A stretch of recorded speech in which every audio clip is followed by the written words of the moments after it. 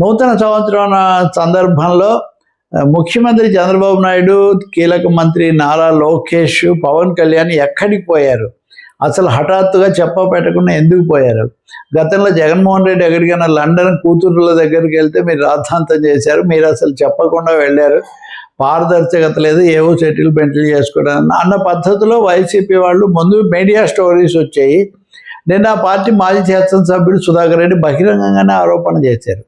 Media చూస్తే వీళ్ళ media ఇది చెప్తుంది, వాళ్ళ మీడియా అది చెప్తుంది. ఇది ఆంధ్రప్రదేశ్లో విచిత్రమైన పరిస్థితి.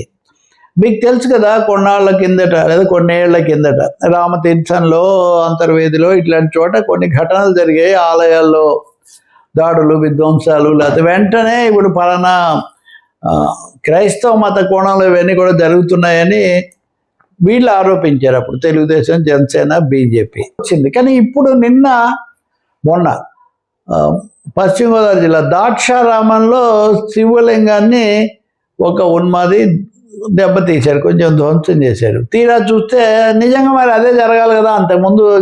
ఇప్పుడు అది లేదు. ఎందుకు లేదు అంటే అతనికి పూజారికి ఏదో సమస్య ఉంది అందుకని తప్ప దీంట్లో వేరే కోణాలు ఏం లేవన్నారు. ఇదే కదా ఎప్పుడైనా పాటించాల్సింది. సో ఒక దర్యాప్తు జరిపి నిజాలు పూర్తిగా బయటికి తీసి ఇంతవరకే అని బ్రేక్ వేసే బదులు మతపరమైన వివాదాలు పెంచుకున్న పరిస్థితి ఇది వరకు జరిగింది. ఇప్పుడు ఇది కూడా అంతే. ఆయన ఎక్కడికి పోయాడు అంటే అప్పుడు ప్రశ్నించారు కదా, ఇప్పుడు మరి ఈయన ఇప్పుడేం ప్రశ్నించలేదు, మీ నోళ్ళు ఏమయ్యాయని వైసీపీ వాళ్ళు దాడి చేస్తారు.